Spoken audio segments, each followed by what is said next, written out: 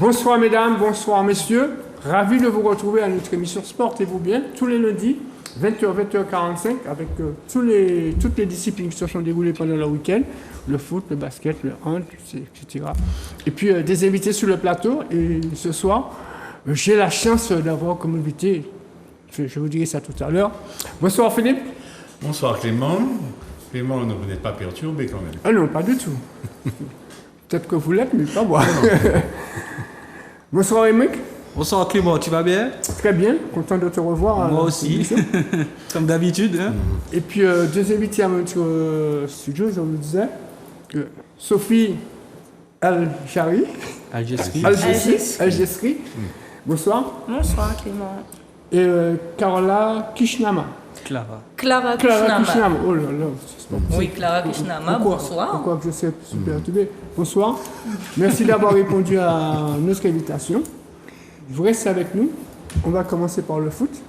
C'est vrai que pendant la semaine se déroulaient les demi-finales de la Coupe de Martinique entre le Golden Lion et la Samaritaine. Bon, on va voir les images. Et le club colonial contre le club franciscain.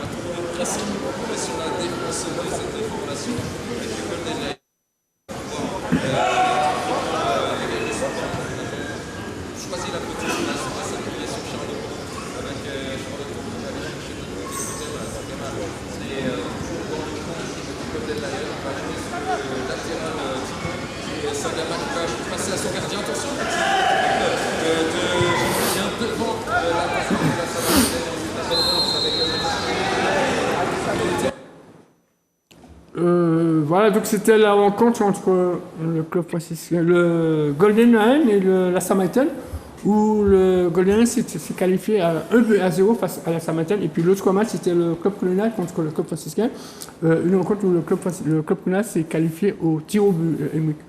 Oui, au tir au but, ça veut dire que c'était vraiment serré entre ces deux équipes.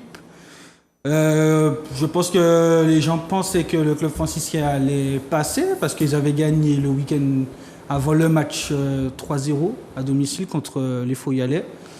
Et bon voilà, la magie de la coupe, hein, jusqu'au tir au but, ils passaient, les hommes de Jean-Marc Siveau. Donc félicitations à eux. Et puis mercredi, oui, on a vu que la Samaritaine a quand même accroché le Golden Lion, mais ça n'a pas suffi. Et puis je pense qu'il y avait un grand Kevin Parsemin aussi sur ce match-là, qui jusqu'à la fin de la rencontre, hein, pratiquement, c'était en prolongation, arrive à trouver l'espace qu'il faut pour être libre et planter le but qu'il fallait pour passer, pour être qualifié en finale. Et franchement, je pense que le retour de Parsemin au Golden Lion, après quelques longs mois de blessures, 6 mois si je ne me trompe pas, ça a fait vraiment, vraiment du bien. On va écouter l'interview de Thierry Saudo avant de parler des 6 majors. Ouais, alors ce soir ça porte bien son nom, c'était un match de coupe, donc il fallait un vainqueur sur nous. Après prolongation, on aurait bien aimé se les éviter, bon, puisqu'on a un match à 16h samedi, donc dans 2 jours. Je ne sais pas dans quel état on va être samedi. C'est dommage parce qu'on joue notre saison aussi samedi et pour l'équité ça aurait été bien qu'on ait un peu plus de récup. Mais bon, après on va dire que je pleure tout le temps, mais il faut au bout d'un moment, il y a eu des incidents déjà et puis on fait jouer les joueurs à un rythme effréné. Voilà, mais je ne trouve pas d'excuses. Maintenant on va être place à la récupération, on a gagné, on est content. Une finale, une de plus, on aura joué sur tous les tableaux, on n'aura pas triché. Je pense qu'on finit, alors si j'ai bien, j'ai bien calculé, on va finir la saison de 46 matchs. C'est énorme, mais bon. Voilà, et on a joué le jeu sur tous les tableaux. Maintenant, il n'y a plus qu'à aller prendre ces points qui nous manquent samedi. Et puis après, on partira avec à la Coupe Vive si on arrive à prendre le titre aussi, avec une confiance renforcée. Bon. Alors, il a parlé de prendre des points samedi, et oui, donc c'était la dernière journée des 6 majors, et on connaît les champions, les relégués, avant d'intervenir. Philippe, Donnez-nous les résultats. Alors oui, les résultats avec quelques très très gros scores. Entre autres, le club colonial qui bat l'USDA Montignoise 7-4. La Samaritaine qui bat le club franciscain 2-1. Et le Golden Lion et les Glands qui n'arrivent pas à se départager 2 buts partout. Ce qui donne au classement, donc en tête le Golden Lion 33 points qui est déclaré champion donc 2023. Devant le club franciscain 29 points. Troisième le club colonial 27 points. Quatrième la Samaritaine 23 points. Donc club franciscain, club colonial et Samaritaine étant tous les trois qualifiés pour la Coupe Vive. Et donc l'Aiglon est 5e avec 18 points et 6e l'USDA Montignoise avec 15 points, les deux derniers donc étant relégués de la poule des... Donc, une analyse de cette dernière journée qui qualifie le Golden Lion sur le titre de champion. Oui, c'est ça. Ben, je pense que c'est la régularité qui l'emporte, hein, parce que les champions, ça veut dire qu'on gagne les matchs qu'il faut pour être premier, être devant à la fin. Après, le club franciscain, ils étaient pour moi à une période bien partie pour être champions de Martinique, puisqu'ils étaient premiers. Ils étaient dans une position d'équipe où voilà, il fallait de chasser, j'ai envie de dire. Et le club colonial et le Golden Lion, c'était les principaux chasseurs. Et c'est le Golden Lion qui arrive à être en tête à la fin. Après... pour moi, c'est la régularité qui l'emporte. Et puis, comme j'ai dit tout à l'heure, quand un attaquant qui marque les buts au bon moment, quand il faut, ça aide. Hein. Après, le match nul contre les Glands est anecdotique pour moi, puisqu'il fallait 2 points pour gagner le championnat. Et en plus de ça, le club franciscain, comme a dit Philippe, perd contre la Samaritaine. Donc, même si le Golden Lion perdait, ils allaient être champions quand même. Alors Sophie et Clara, on sait que vous êtes des joueuses de foot et que vous suivez le foot masculin également. Alors, votre avis sur cette dernière journée, est-ce que c'est le Golden Lion mérite son titre de champion?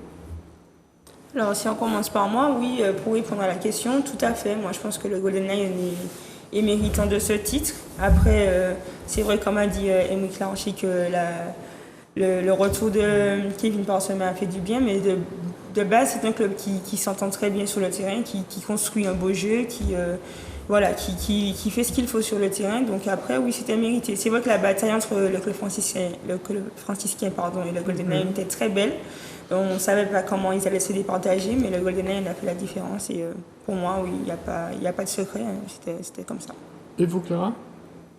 Pas grand chose à rajouter. Tout ce que je sais, c'est que je n'ai pas pu voir la dernière journée, mais je sais que le Golden Lion a toujours été une équipe soudée et a fait le travail pour arriver à ce niveau-là. Je n'en ai pas douté. Le club franciscain aussi, il travaille, donc il n'y a pas de secret. C'est forcément le travail qui paye. Alors, on a joué également la poule basse ce week-end. Oui, c'était la 18e journée, 18 est des dernières journées. Donc l'US Robert et le Golden Star n'ont plus décidé de partager 0 but partout. Donc le RC Saint-Joseph a battu le CO Trainel 2-0. Le club Péléen a battu l'Assaut 2-1. Donc le CS Paris Pilote a battu la Sévère-Pré 1-0. L'Union Club a battu le Good Luck 4-1. Donc la fin de la descente aux enfers pour le Good Luck. Et ce qui donne donc au classement, donc le New Club qui s'impose avec 54 points et devient champion de la poule basse. Devant le RC Saint-Joseph, 53 points. Troisième, le RCS Casse-Pilote, 49 points, en compagnie du club Péléen. Cinquième, le Golden Star, 48 points. Et donc, les derniers résultats qui ont leur importance, car l'Assaut, à 6e avec 47 points, se retrouve relégué. En compagnie de la CVRP, 7e avec 43 points. De l'US Robert, 8e avec 37 points. Du CO Trainel, 9e avec 30 points. Et du Good Luck, dernier, avec 22 points. Et moi, une analyse sur cette dernière journée dans la poule basse. Il y a des surprises? La dernière journée, elle était passionnante parce que il y avait 4 équipes qui pouvaient descendre en fait, sérieusement. Oui. Donc, et en plus, ces 4 équipes-là s'affrontaient. C'était ça qui était intéressant le week-end dernier. Alors, je rappelle, il y avait un gros derby, le derby du Nord Caraïbe. Au club Péléen, et le club Péléen a gagné à Saint-Pierre, donc grosse opération, et en plus ils arrachent le maintien, donc félicitations à eux. Et puis par contre, le CSKA Pilote se déplaçait au Verpré, où voilà un stade où les conditions climatiques sont parfois fatigantes, et une équipe du Verpré qui est souvent accrocheuse, que ce soit à l'extérieur comme à domicile, et surtout à domicile. Et j'ai suivi quand même la partie de loin. J'ai appris que Loïc Chauvet a arrêté un penalty, et le penalty en question tiré par Andy Cizran pouvait ouvrir, enfin ça pouvait être le premier but de la partie, quoi. Donc Andy Cizran pouvait ouvrir le score. Après, le Verpré, pour qu'il se qualifie, il fallait qu'il marque 3 buts minimum. Donc c'était pas ça qui allait permettre leur maintien, mais en tout cas, je pense que pour Caspilote, si Loïc Chauvet n'avait pas rattrapé cette frappe d'Andy Cizran, je pense qu'il n'y aurait pas eu un but tout de suite ensuite, et le maintien après. Donc je pense que sous ce match-là, merci aux gardiens. Et puis la sauce sur 47 points, la Golden Star 48 points, la sauce qui pour un point redescend en R2. Oui, c'est décevant. Parce qu'ils avaient fait un très très bon mercato avec Henrik Ruperné comme recrue phare. Il y avait des anciens comme Jackie Berdix, Michael Poloma qui apportaient leur expérience. Et tu avais beaucoup, j'ai envie de dire, beaucoup de jeunes de qualité dans cette équipe, à l'image de Ghislain Arbeau, qui est en sélection de Martinique et pourquoi pas peut toujours espérer être professionnel. D'après mes infos, en tout cas, la sélection travaille pour, en tout cas. Et je trouve que c'est du gâchis, sincèrement, qu'une équipe comme ça ne reste pas en R1 et descende en R2.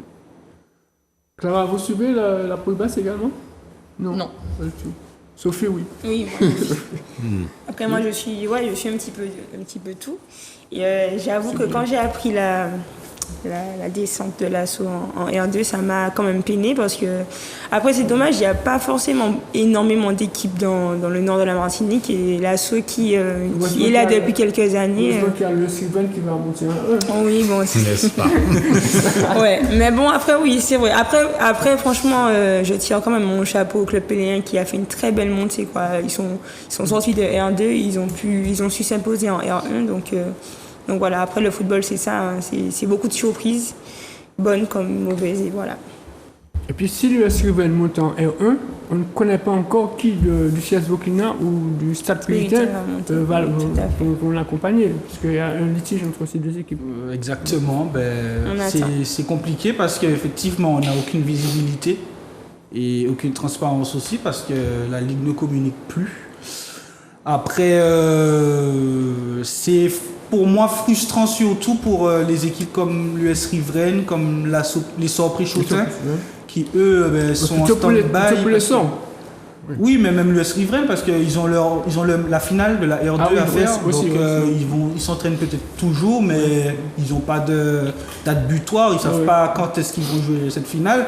Et comme tu as dit, les Sorts surtout, parce que eux ils visent la montée, ils veulent monter en R1, donc et là, ils ne connaissent pas leur adversaire, donc c'est problématique, oui. Alors, on a joué également du football féminin, puisque c'était la finale du championnat, et ça se déroulait au Stade du Lorrain, entre le RC Rivière-Pilote et le club franciscain. On va voir les images et on revient après.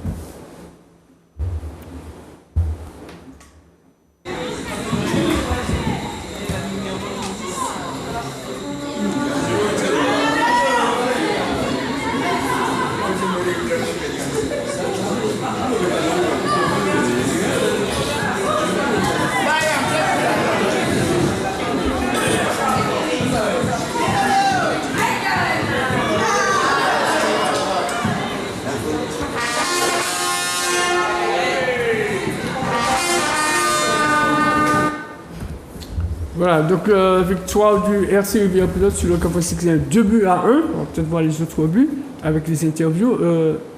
Sophie, vous y étiez. C'est vrai que la rencontre a débuté timidement, avec des maladresses un peu partout. Est-ce que la victoire du RC Rivière-Pilote est méritée? Ah oui, alors, comment dire, le RC Rivière-Pilote a su, en tout cas depuis l'année dernière, a su s'imposer lors de ces gros matchs. C'est vrai qu'elle conserve son titre. Hein. Oui, voilà, tout à fait. Alors, donc, oui, en fait, la victoire est méritée. Après, ce qui est dommage, c'est que le club franciscain avait des armes pour pouvoir au moins égaliser. Malheureusement, ça ne s'est pas fait. Donc, le Rivière Pilote est là. On sent que les filles sont déterminées, on sent que les filles en veulent. Et c'est aussi ce qui fait la différence, le mental et l'envie. Donc, je ne dis pas que le club franciscain n'en avait pas. Je dis juste qu'en fait, elles ont peut-être su mettre à profit ces qualités-là pour pouvoir repartir avec la victoire. Et puis, la réactivité sur le terrain, parce que quand on regarde bien le premier but, c'est un peu de cafouillage. Oui, donc, en fait, c'est ça qui déclenche le reste. Après, je pense aussi qu'il faut un petit peu observer. Bon, alors, on connaît je pense que tout le monde connaît aujourd'hui Aurélie Rouget, qui est une joueuse phare du club de Rivière Pilote, qui au début, en première mi-temps en tout cas, a joué en défense et qui en deuxième mi-temps est passée au milieu de terrain. Et on sent aussi la différence quand cette joueuse la passe au milieu de terrain, c'est elle qui fait le jeu.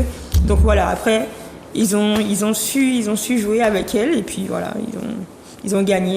Félicitations à elle et puis on verra l'année prochaine si elle remporte encore le titre.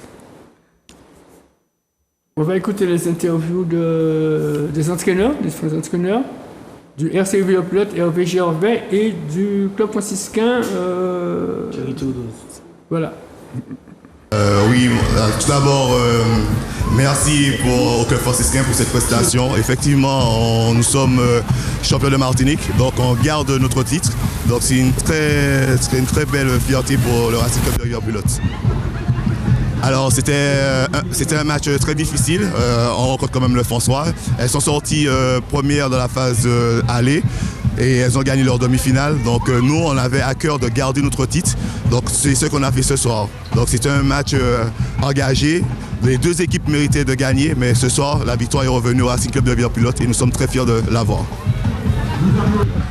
Non, dans l'ensemble oui, il y a de quoi être déçu, c'est une finale, hein, vous l'avez dit. Mais c'est un groupe qui s'est formé il n'y a pas longtemps. Donc je pense que le travail fourni jusqu'à maintenant paie. Il faudra s'armer de patience, de courage pour travailler. Et puis on connaît tout ça au foot. Hein. Ça passe pas. C'est une finale. Bon, on va retourner l'année prochaine. Je pense qu'elles sont très très confiantes pour le championnat l'année prochaine. Voilà, donc victoire du RC Pilote, 2-1 face au club franciscain. Donc le RC Pilote qui conserve son titre de champion de Martinique. Et puis nous allons voir une interview du président de la Ligue de football. Et on intervient après entre Clara et Sophie. On va laisser la parole à Clara pour commencer. Oui, alors deux bonnes nouvelles pour le football féminin. La première, c'est que après de longues discussions, après un bras de fer, on peut qualifier ça comme ça, qui a duré des années, à partir de la saison prochaine, et encore, on espère que les choses vont véritablement se concrétiser, les clubs féminins de l'élite des ligues antillais-guyanaises vont pouvoir se qualifier pour la Coupe de France féminine. C'est effectivement une revendication légitime, totalement légitime, que nous avions. Et d'ailleurs, nous avions toujours dit qu'il s'agissait d'une iniquité, le mot n'est pas trop fort, de voir que ces ligues et les meilleures joueuses féminines de ces ligues n'avaient pas accès à cette compétition qui, à l'image de la Coupe de France masculine, devient de plus en plus prestigieuse.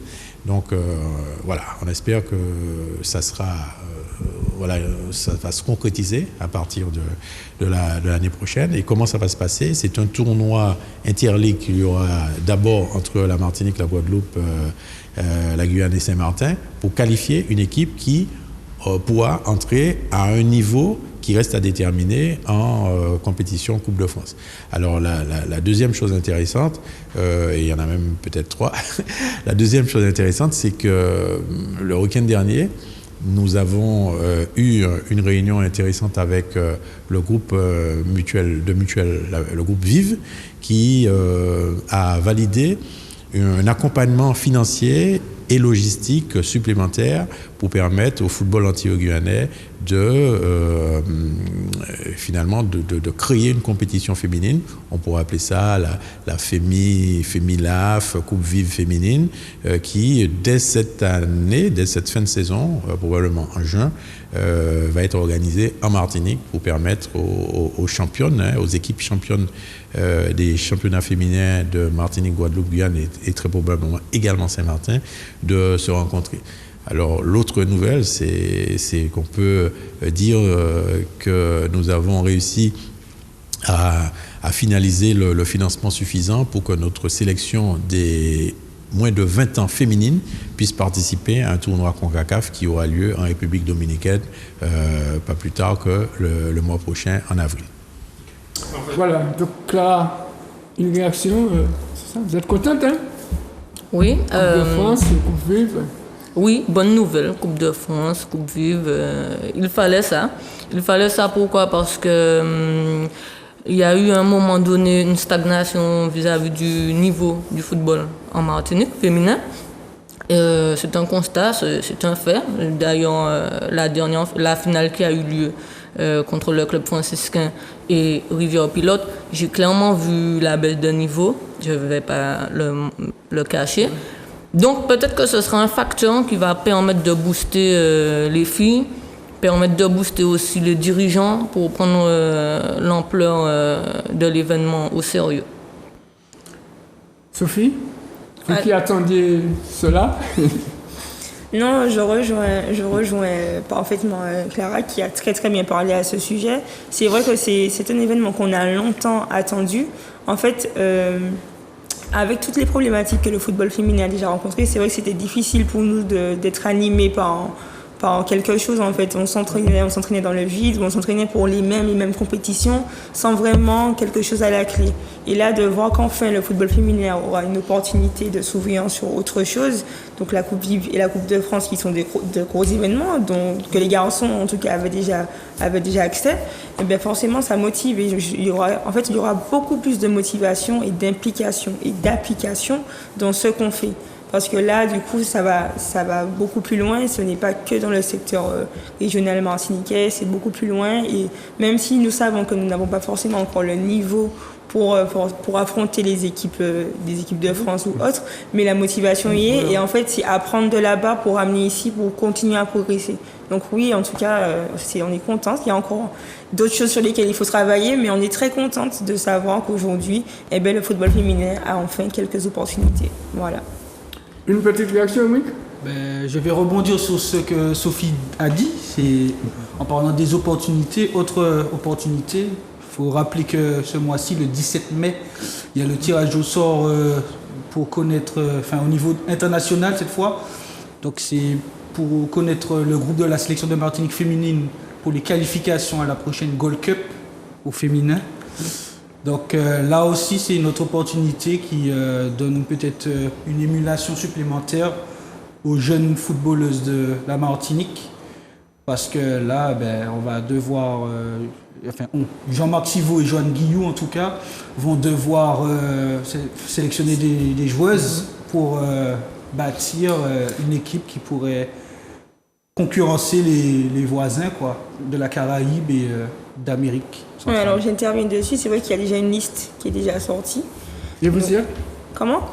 Non, mais moi j'étais blessée, je reprends tranquillement. Mais en tout cas c'est très bien, donc oui il y a déjà la liste, en tout cas je ne sais pas si elle est officielle, mais il y a déjà la liste qui est sortie avec de bonnes joueuses et puis voilà, on espère qu'elles vont travailler sérieusement pour pouvoir aller gagner justement cette qualification à la Gold Cup. Vous restez avec nous, on va au basket avec Philippe. C'était le Guy Margois ce week-end. Et c'est vrai que les équipes de Martinique sont sorties troisième. Elles n'ont pas pu gagner chez elles. Mais on a quand même assisté à de très belles rencontres. Et tout à fait. Donc la Martinique recevait le tournoi Guy Margois en cette année 2023. On espérait quelque chose de bien. Malheureusement, donc le basket est encore en transition, encore en reconstruction. Donc, première journée où le Golden Star chez les dames comme chez les messieurs recevait le Sport Guyanais chez les filles et donc l'Étoile de l'Ouest.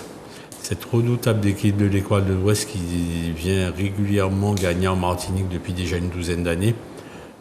Donc chez les messieurs, donc une équipe de l'Étoile de l'Ouest qui s'est imposée chez les messieurs donc 91-71 et chez les dames le Sport Guyanais qui s'impose 65-61 après prolongation.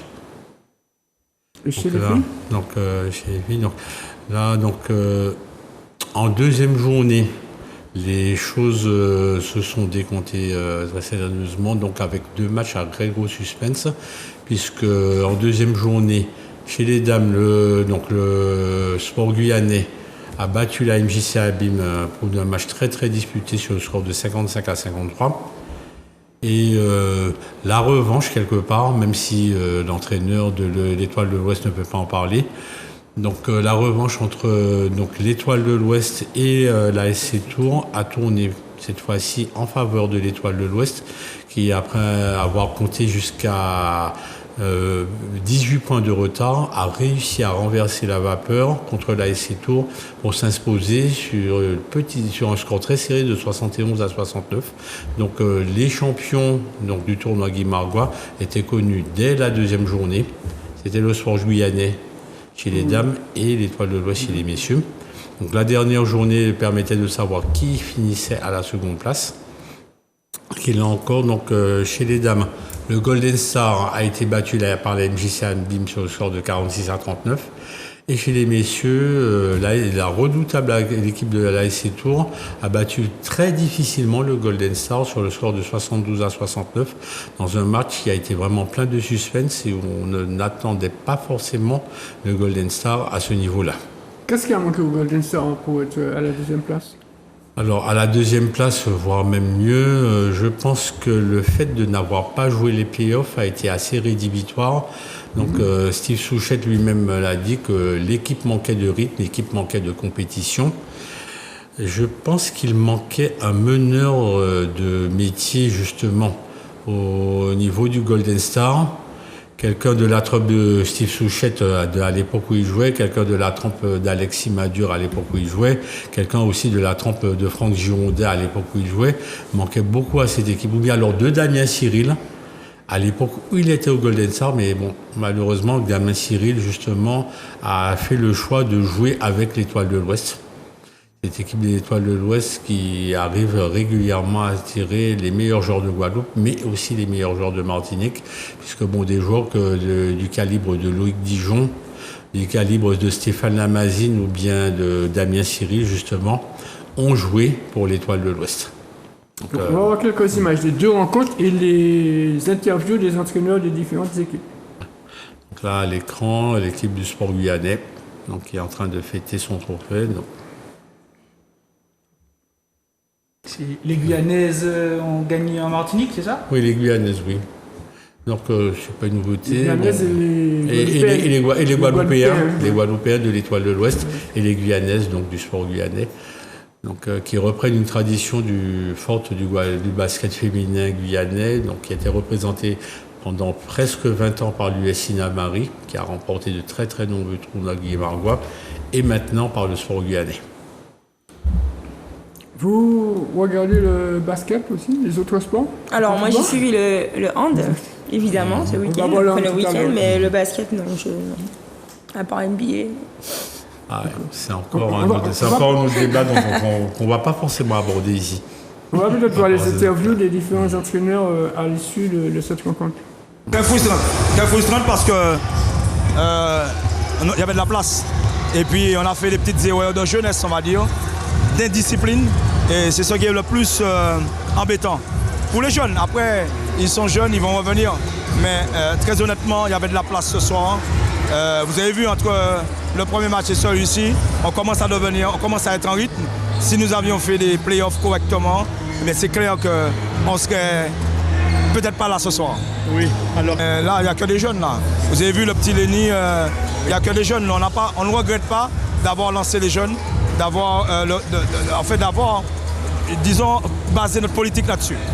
Comme je l'ai dit, c'était difficile de rester motivé après hier. On a eu une grosse déception hier quand même parce qu'on avait vraiment fait un gros match. c'était difficile de rebooster les joueurs, de les remotiver.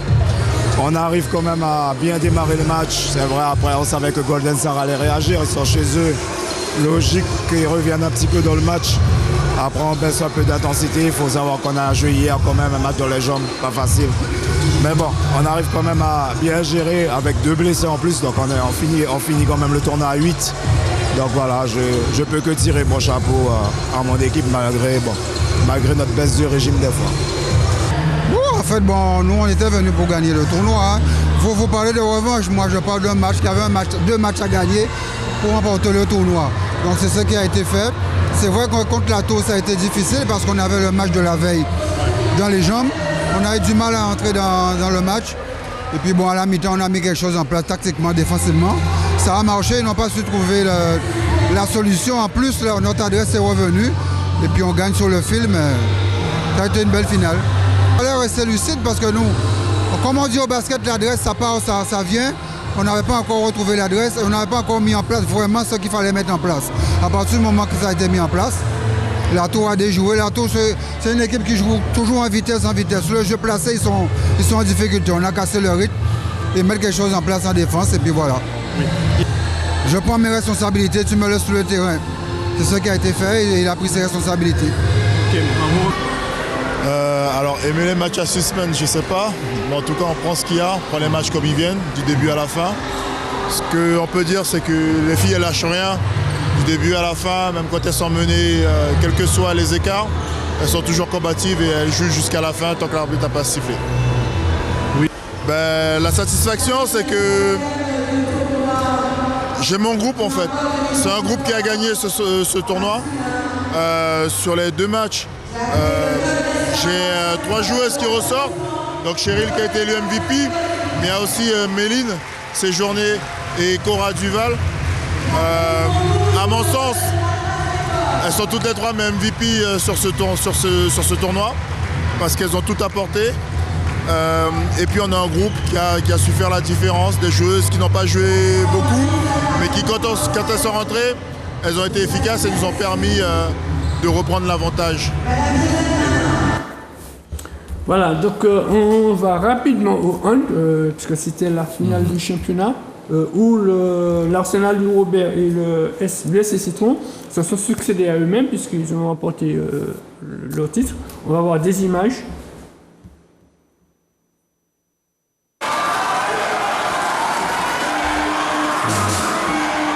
L'ambiance au hand, c'est merveilleux. Au basket, il y a 25 on avait de l'ambiance comme ça. Mais... Oui, je sais qu'au basket, avant, je fais le basket, mais j'arrive.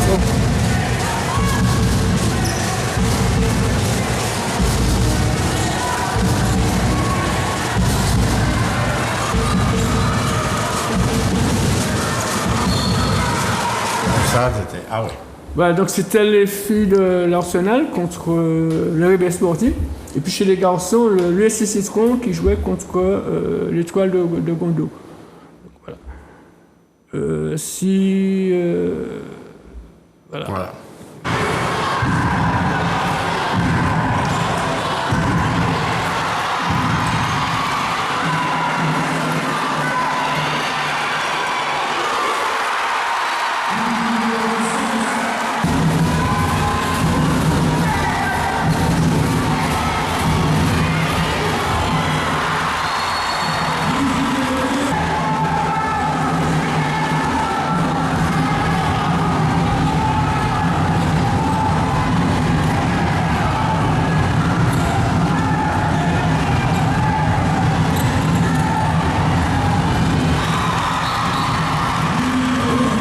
Voilà, donc c'était la finale du championnat de hand. On va rapidement au volley, puisque c'était les demi-finales de la Coupe de la Martinique entre le Good Luck et le Rayon de Petitance. Il faut savoir que la finale se fera avec un derby arlésien, tant chez les filles que chez les garçons, puisque le RC Arlésien a battu le FF Polynésie 3-7 à 0. Le Rayon de Petitance a battu l'Espoir 3-7 à 1 chez les filles. Chez les garçons, le Rayon a battu le Good Luck 3-7 à 1. Et le RCA a battu l'Empire 3-7 à 0. Donc, 2 finales arlésiennes entre le Rayon et le RC Arlésienne samedi prochain. Et ça aussi, c'est un sport que j'aime beaucoup. Voilà, on va peut-être écouter rapidement les interviews des 2 entraîneurs. Émeric Christine pour le Good Luck et Rudy Glarcher pour le Rayon de Petit-An. À maintenir notre niveau de jeu pendant tout le match. Malheureusement, on baisse un petit peu de niveau. Sur le deuxième, on est encore collé, mais sur le troisième et quatrième, malheureusement, trop de passage à vide. Surtout en réception. Après, voilà, c'est dommage parce qu'on avait les armes pour. On s'était préparé pour ça. Il nous a juste manqué cette petite flamme-là pour nous permettre de garder notre niveau et de pouvoir remporter ce match. Oui, une fois de plus, on va dire ça, mais ce soir, on était mis en difficulté clairement sur notre service récept. On a eu du mal à trouver nos marques en réception, donc le jeu d'attaque n'était pas correct du tout. Notre passeur était en difficulté. Sur le deuxième set et le troisième, on a comme réglé le problème, ça a été plus fluide. Après le troisième, on a déroulé. Et ensuite pour gagner le match 3-1. Mais c'est vrai qu'après le match de championnat, la finale, on a une petite décompression. Donc le temps de se remettre dedans, ça donne ça ce soir. Mais l'objectif c'est de gagner ce soir et surtout de gagner la semaine prochaine face au RCA. Le final RCA Rayon, on va dire qu'on se retrouve encore une fois. Donc ça veut dire que le travail est bien fait dans les clubs et on doit continuer comme ça encore pour perdurer sur les finales dans les années à venir. Le numéro. Voilà, donc avant de terminer, c'est vrai que le temps qui nous est imparti est presque arrivé. Clara, je crois que vous vous occupez aussi de sites. Vous pouvez nous en parler? Oui, alors j'ai créé une page Instagram qui se nomme FootFom97X. Donc c'est dédié au football féminin antillais. Avant, c'était plus particulièrement sur la Guadeloupe, puisque j'ai vécu en Guadeloupe. Et là, je suis de retour depuis peu en Martinique. Donc, je prends le relais en Martinique et j'essaie d'interviewer les joueuses pour qu'on puisse apprendre à les connaître leur parcours. Et aussi, je filme des actions de match, de but. J'essaie de faire des sondages et puis aussi permettre de véhiculer l'actualité du football les week-ends. Comment on fait pour vous voir ou est-ce qu'on doit aller sur le site Instagram? Alors, uniquement pour l'instant sur Instagram, foot.fom en créole 97x. Donc, si on peut vous mettre, vous allez sur Instagram, vous tapez foot.fom et vous allez trouver. Sophie, vous n'avez pas encore de... Non, mais en tout cas, je tiens à la féliciter. Voilà, non, mais je tiens à la féliciter pour le travail qu'elle fait parce que c'est vrai que j'ai eu l'occasion de regarder un petit peu ses stories et puis les interviews notamment de Karine Naziman ou bien le match de futsal qui avait lieu entre la relève et puis le club franciscain, les actions ont été filmées. Donc il faut plus de personnes comme ça qui s'investissent pour le football, en particulier féminin, puisque voilà, je suis une femme. Et puis voilà, moi je félicite, j'encourage, je donne la force, c'est déjà bien.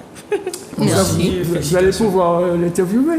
Bien sûr, elle est dans mon collimateur là, depuis tout à l'heure là, donc oui, avec plaisir. Merci. En tout cas, Clara, l'une des premières, je connaissais déjà le site d'Émeric depuis un moment, il faut que je découvre le site de Clara désormais. De son sport, de son site aussi.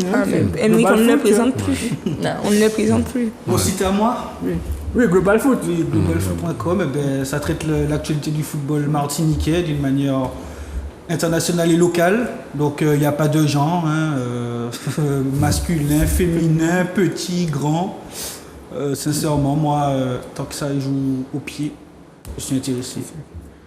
Merci messieurs, merci mesdames d'avoir répondu à notre invitation. C'est vrai que le temps est arrivé. Merci Philippe. C'est moi qui te remercie, Clément, comme toujours. Et puis, c'est qu'il y aura une grosse actualité de volley. Oui, samedi prochain, le 20 mai, au Palais des Sports de Rivière-Salée, RCA Rayon filles, RCA Rayon garçons. Donc venez assister à ce jour. C'est comme pour le hand, comme pour le basket, comme pour le foot, c'est du spectacle. Et puis avant de terminer, c'est vrai que ce soir, ce jour, ce moment, la rencontre entre la relève lamantinoise et le Lac pour une place en finale de la Coupe de Martinique. C'est au Palais des Sports de la Martinique. Alors, si je peux me permettre, ce week-end aussi, il y aura les demi-finales de Coupe de Martinique féminine à suivre. Voilà.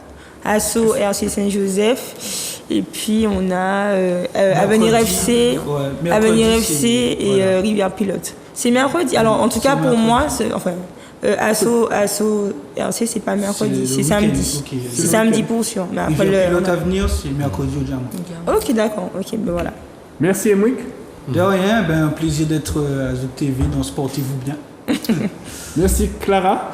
Merci à vous pour la force et puis big up à vous aussi. J'espère que vous reviendrez, donc pas de souci. Je sais que Sophie reviendra parce qu'on aime ça. Alors, c'est beaucoup dire, mais en tout cas, il n'y a pas de souci, je suis là. Merci beaucoup, merci à Manuela pour avoir réalisé cette émission pour nous. Merci aux téléspectateurs. Sportez-vous bien et prenez soin de vous.